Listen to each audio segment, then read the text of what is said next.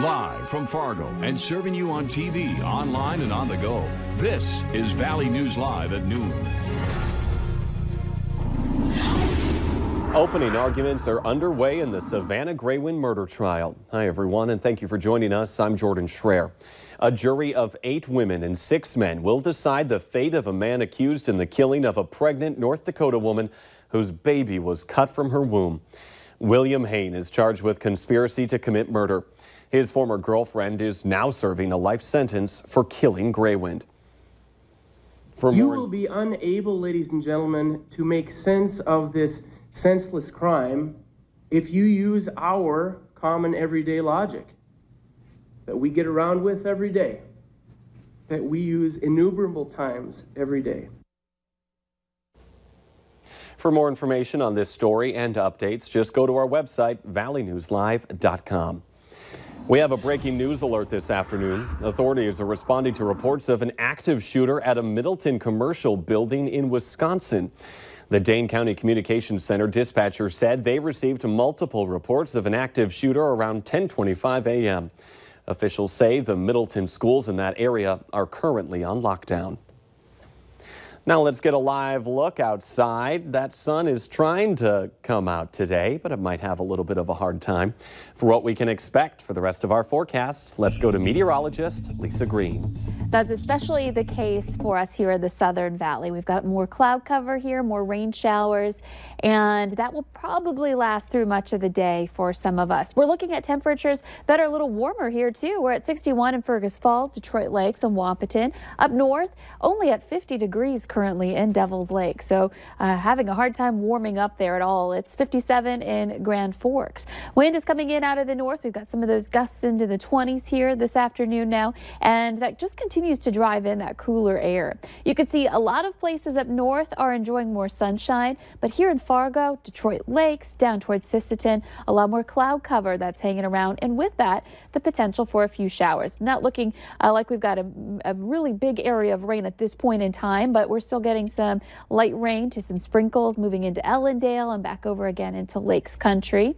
And that's on the northern end of a storm system that will be sliding south of us here today, but tomorrow our next round of rain will be lifting in from the south. That'll be bringing increasing chances for rain coming up. So today, partly to mostly cloudy in the south, and we'll see some sunshine up north. I have 66 in Fargo. And as we look at that forecast for tomorrow, we'll let you know just how much rain we can expect and if we've got any warmer weather at all coming up in the forecast too. Thank you very much, Lisa. Multiple women in Bemidji have reported creepy situations where they were approached by a couple who asked them if they wanted to model out of state. The first report came in this past Sunday. A woman says she was in a parking lot when a man and woman came up to her and then asked her to model. 2 more similar reports were filed in the days after. Police are now looking to identify that man and woman. They have also been in St. Louis and Carlton counties. They're allegedly driving a 2008 beige Chevy Tahoe. It has Idaho plates K664960. Anyone with information about this is urged to call police. Authorities in Bemidji are also warning of a level 3 sex offender moving to the city. 28-year-old Tadashi Anderson engaged in sexual contact with a 14-year-old girl multiple times. Anderson gained access to the victim by meeting her online and then in person. Anderson also has a history of watching child porn and sexual contact with 2 young boys, ages 5 and 8. He's now living in the 100 block of Raco Street in southeast Bemidji. 1 man is dead following a fatal crash near Williston, North Dakota. Officials say a 26-year-old man on a motorcycle was traveling south on U.S. Highway 85, approaching a slight left-hand curve in the road that leads toward U.S. Highway 2.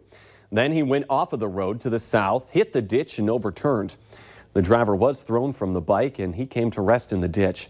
That driver was pronounced dead at the scene.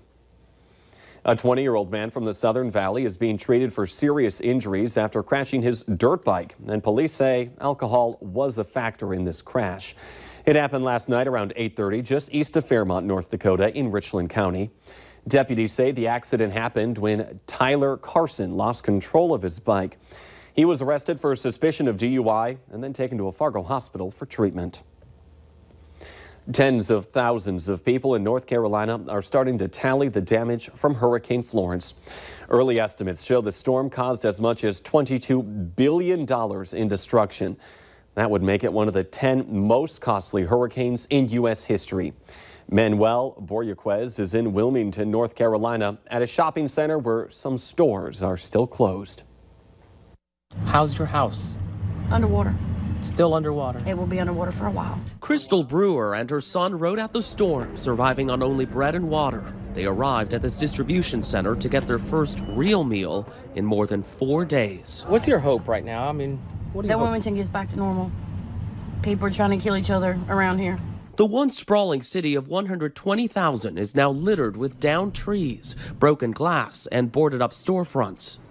Have a good day. Y'all be good. Distribution centers are providing meals and water. Thank you very much. After floods largely cut the city off from the rest of the state for almost 4 days. A lot of people have lost everything. They had to be evacuated so quickly that they didn't have time to take anything. Governor Roy Cooper fears the worst flooding in North Carolina is yet to come, and he's working to provide temporary housing for those in need. Are you getting what you need from the federal government, from your state legislature? Right now we are. We're trying to rebuild businesses and roads and bridges and infrastructure and get people back into their homes. That will be a challenge, and we're going to ask everybody to step up. But residents like Dennis Hickson are confident a sense of normalcy will come back. It's going to be a while before this returns to normal, huh? It will, but we'll be Wilmington strong, believe me. They'll see what we'll come back. You can count on that.